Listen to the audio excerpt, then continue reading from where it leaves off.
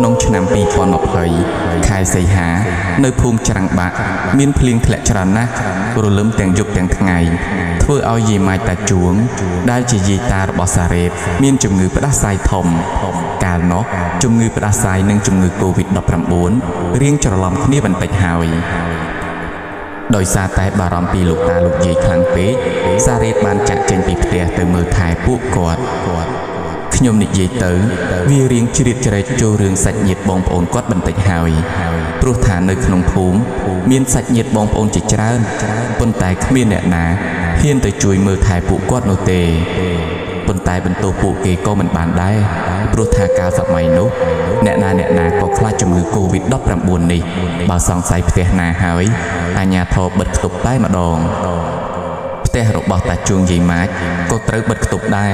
អាជ្ញាធរធ្វើសំណាក់ហើយយកទៅពិនិត្យនៅឯភ្នំពេញឯណោះដោយមិនអនុញ្ញាតឲ្យអ្នកណាចេញក្រៅផ្ទះបាននោះទេ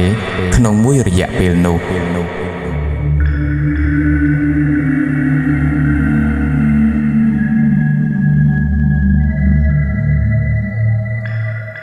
នៅពេលដែលសារ៉េតទៅដល់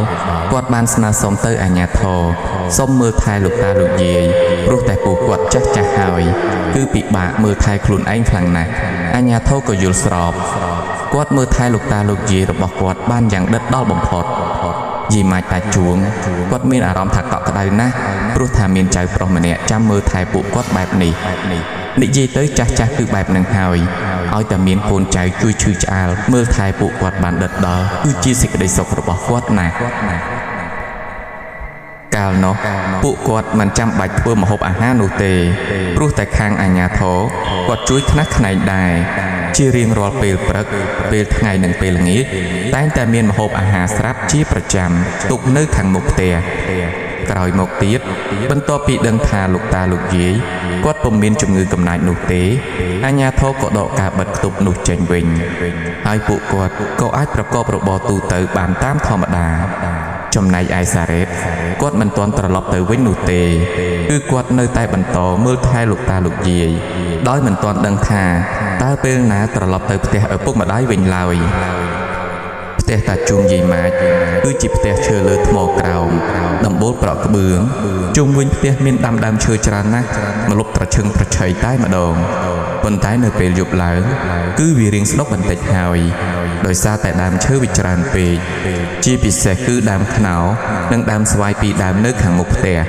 គឺវាធំខ្លាំងណាស់អាយុកាលប្រហែលជា15ឆ្នាំទៅហើយលោកតាលោកយាយដាំដើមស្វាយនិងដើមខ្នុរនោះតាំងពីសារ៉េតអាយុជាង10ឆ្នាំមកម្ល៉េះគាត់និយាយថាពេលថ្ងៃគួរឲ្យចង់រស់នៅណាស់ប៉ុន្តែបើនិយាយពីពេលយប់វិញគឺព្រឺក្បាលតែម្ដងមិនហ៊ានសូម្បីតែដើរទៅខាងក្រោយផ្ទះព្រោះវាងងឹតស្លុបមើលផ្លូវមិនឃើញនោះទេចាស់គាត់មិនសូវជាចូលចិត្តបើកភ្លើងជុំវិញផ្ទះប៉ុន្មានឡើយគាត់គិតថាគឺជាការខ្ជះខ្ជាយដូច្នេះឲ្យតែពេលយប់ឡើង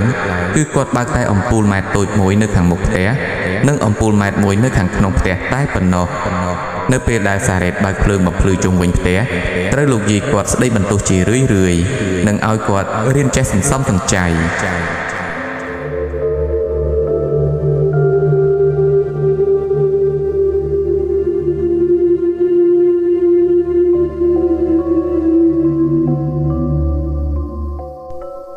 មានយប់មួយនោះប្រហែលជាម៉ោង8តាជួងសម្រានលក់នៅក្នុងផ្ទះបាត់ទៅហើយចំណែកឯលោកយាយអង្គុយនៅឯលើគ្រែមុខផ្ទះកំពុងតែស្ដាប់វិទ្យុអំពីនេតិពុទ្ធសាសនាគាត់អង្គុយស្ដាប់ឡើងយូរសារ៉េតឮតែសំឡេងវិទ្យុយូរខ្លាំងពេកគាត់ក៏ចេញពីក្នុងផ្ទះដើម្បីហៅលោកយាយឲ្យចូលសម្រានព្រោះគាត់ចាស់ហើយខ្លាចត្រូវទឹកសន្សើមហើយឈឺទៀតគាត់ចេញមកក្រៅភ្លាមស្រាប់តែឃើញមនុស្សស្រីម្នាក់ស្ទង់ពីចម្ងាយនៅឯក្រៅរបងកំពុងតែសម្លឹងមកមើលនាងស្លៀកសំពត់បត់អាវពណ៌ក្រឡេកក្រឡានិងមានទូលក្រមានៅលើក្បាលទៀតផងសារ៉េតគិតថាគឺជាអ្នកភូមិមករកពេលនោះគាត់ក៏ប្រាប់ទៅលោកយាយថាមានគេមករកហើយលោកយាយគាត់មើលទៅរបងដែរប៉ុន្តែមិនឃើញនោះទេហើយក៏សួរទៅសារ៉េតវិញថាឯណាទៅចៅសារ៉េតឃើញមនុស្សស្រីច្បាស់ណាស់ប៉ុន្តែលោកយាយបែរជាមិនឃើញទៅវិញ ទោះជាបែបនេះក្តីសារ៉េតមិនបានឆ្ងល់នោះទេព្រោះគាត់គិតថាលោកយាយគាត់ចាស់ទៅហើយភ្នែកមើលមិនបានឆ្ងាយដូច្នេះសារ៉េតក៏ប្រាប់ទៅលោកយាយថាខ្ញុំក៏មិនដឹងដែរចាំមើលទៅសួរគេបន្តិចសិននៅពេលដែលសារ៉េតដើរទៅកាន់របងនោះប៉ុន្តែរឿងដែលគួរឲ្យចម្លែកគឺថានៅពេលដែលគាត់ដើរកាន់តែជិតមនុស្សស្រីម្នាក់នោះកាន់តែព្រិលទៅសារ៉េតឆ្ងល់ហើយគិតក្នុងចិត្តថាដើរទៅកាន់តែគៀកគួរតែមើលឃើញច្បាស់ថាជាអ្នកណាតែពេលនេះមើលទៅកាន់តែព្រិលទៅវិញពេលដែលសារ៉េតដើរទៅដល់របងតើអ្នកទាំងអស់គ្នាដឹងទេថាមានរឿងអ្វីបានកើតឡើងគឺមនុស្សស្រីនោះបានបាត់ស្រមោលសួនឈឹងមិនដឹងថានាងទៅទីណានោះទេមានន័យថានៅពេលដែលគាត់ដើរទៅដល់ទីនោះរូបរាងជាមនុស្សស្រីដែលគាត់បានឃើញបានរលាយបាត់ទៅហើយសារ៉េតគាត់ភ័យខ្លាំងណាស់ញ័រដៃញ័រជើងតាត់ស្ទើរតែរាកនោមទៅហើយប៉ុន្តែគាត់ព្យាយាមទប់អារម្មណ៍លោកយាយគាត់សួរថាជាអ្នកណាទៅចៅសារ៉េតប្រាប់ថាមិនដឹងដែរព្រោះដើរទៅជិតដល់នាងបែរជារត់ចេញបាត់លោកយាយក៏និយាយឡើងថានាងនឹងតែអញ្ចឹងឯងមកពេលណាគឺមិនដែលចេះស្ដីនោះទេឈរនៅតែមុខផ្ទះសម្លក់សម្លឹងហើយពេលទៅសួរនាំនាងក៏ដើរចេញទៅណាបាត់រកមិនឃើញនោះឡើយសារ៉េតភ្ញាក់ព្រឺតហើយក៏សួរទៅកាន់លោកយាយថាតើនាងជាអ្នកណាហើយឧស្សាហ៍មកទីនេះណាស់មែនទេលោកយាយលោកយាយប្រាប់ថាគាត់ក៏មិនស្គាល់ដែរព្រោះមើលមិនច្បាស់នាងឧស្សាហ៍មកណាស់គឺស្ទើរតែរាល់យប់ទៅហើយចន្លោះម៉ោង8ទៅម៉ោង9សារ៉េតចាប់ផ្ដើមសង្ស័យហើយថាមុខផ្ទះលោកតាលោកយាយរបស់គាត់គឺមានវិញ្ញាណខ្មោចណាមួយនៅខាងមុខផ្ទះនោះ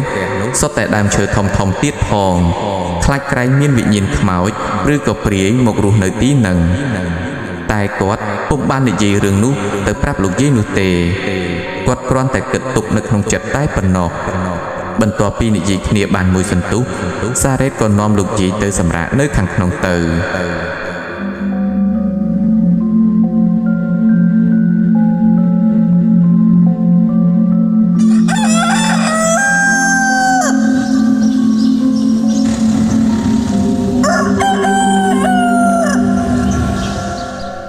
នៅពេលព្រឹកថ្ងៃបន្ទាប់ព្រលឹមស្រាងយាយម៉ាចភ្ញាក់ពីដំណេកគាត់តែងតែទៅបោះទីធ្លានៅមុខផ្ទះនោះហើយព្រោះជាទម្លាប់របស់គាត់ទោះបីជាមិនសូវមានសម្រាមក៏គាត់បោះដែរចំណែកឯតាជួងគាត់មិនសូវទំនេរដូចគ្នានៅពេលព្រឹកឡើងគាត់ប្រមូលដើមឫស្សីធំពុះជាចម្រៀកសម្រាប់ធ្វើជាគ្រែរនាបហើយសេះសល់កំតិចកំទីគាត់យកទៅធ្វើជាអុសពួកគាត់ធ្វើការងារទាល់តែបែកញើសប្រហែលជា1ម៉ោងអីទើបទៅងូតទឹកហើយហូបអាហារពេលព្រឹកដែលសារ៉េតចម្អិនរួចព្រឹកនោះនៅពេលដែលតាជួងកំពុងតែពុះដើមឫស្សីសារ៉េតក៏ដើរទៅជិតគាត់ហើយនិយាយស្ងាត់សួរនាំអំពីនារីដែលតែងតែឈរមុខផ្ទះពេលយប់តាជួងប្រាប់ថាគាត់ក៏ឧស្សាហ៍ឃើញដែរប៉ុន្តែមិនដឹងថាជាអ្នកណានោះទេព្រោះឲ្យតែពេលដើរទៅគឺបាត់មនុស្សហើយណាមួយភ្នែកគាត់មើលមិនសូវច្បាស់ផងដូច្នេះមិនដឹងថានារីនោះដើរទៅណានោះទេសារ៉េតគាត់សួរទៅលោកតារបស់គាត់ធ្វើដូចជាធម្មតាដើម្បីមិនឲ្យលោកតាចាប់អារម្មណ៍ឡើយបន្ទាប់មកគាត់ក៏ចង់ទៅមើលទីនោះដែរកន្លែងដែលគាត់បានឃើញនារីនោះឈរកាលពីយប់មិញប៉ុន្តែសារ៉េតគាត់មិនទៅភ្លាមនោះទេគឺគាត់រងចាំរហូតទាល់តែលោកយាយបោសសម្អាតក្រោមដើមស្វាយនិងក្រោមដើមខ្នុរនោះរួចរាល់ហើយគាត់ដើរចេញទៅទើបសារ៉េតដើរទៅមួយធ្វើដូចជាគ្មានរឿងអីអញ្ចឹងគាត់ធ្វើបែបនេះព្រោះខ្លាចលោកតាលោកយាយសង្ស័យថាគាត់កំពុងតែស៊ើបរឿងអ្វីមួយបន្ទាប់ពីលោកយាយបានបោសសម្អាតរួចរាល់អស់ហើយគាត់ក៏ដើរចាកចេញពីទីនោះទៅបន្ទាប់មកសារ៉េតដើរទៅមុខផ្ទះងើយទៅមើលលើដើមស្វាយនិងដើមខ្នុរទាំងពីរដើមនោះព្រោះវាធំដោយគិតក្នុងចិត្តថាអាចមានវិញ្ញាណខ្មោចឬក៏ព្រាយកាន់នៅកាលពីមុនមីងផាណាដែលត្រូវជាកូនស្រីរបស់តាជួងយីម៉ាចក៏ត្រូវខ្មោចលងនៅលើដើមព្រីងដែរណាមួយអាចារ្យផលក៏ធ្លាប់ប្រាប់គាត់ផងដែរថាដើមឈើមិនចាំបាច់មានប្រវត្តិអីអាក្រក់នោះទេឲ្យតែវាធំម្លប់ត្រឈឹងត្រឈៃខ្មោចព្រាយបិសាចបើចង់នៅគឺវានៅហើយ បន្ទាប់មកគាត់ក៏ដើរហួសទៅមុខបន្តទៀតគឺនៅខាងក្រៅរបងដែលជាកន្លែងខ្មោចនោះឈរកាលពីយប់មិញគាត់មើលចុះមើលឡើងឈរនៅទីនោះប្រហែលជា5នាទីបន្ទាប់មកគាត់ក៏ឃើញរបស់មួយគួរឲ្យព្រឺក្បាលជាទីបំផុតតើអ្នកទាំងអស់គ្នាដឹងទេថាតើនោះជាអ្វីនោះគឺជាប្រអប់ជើងមនុស្សដែលដុតឆេះខ្លោចតែវានៅអាចមើលឃើញច្បាស់ថាជាប្រអប់ជើងមនុស្ស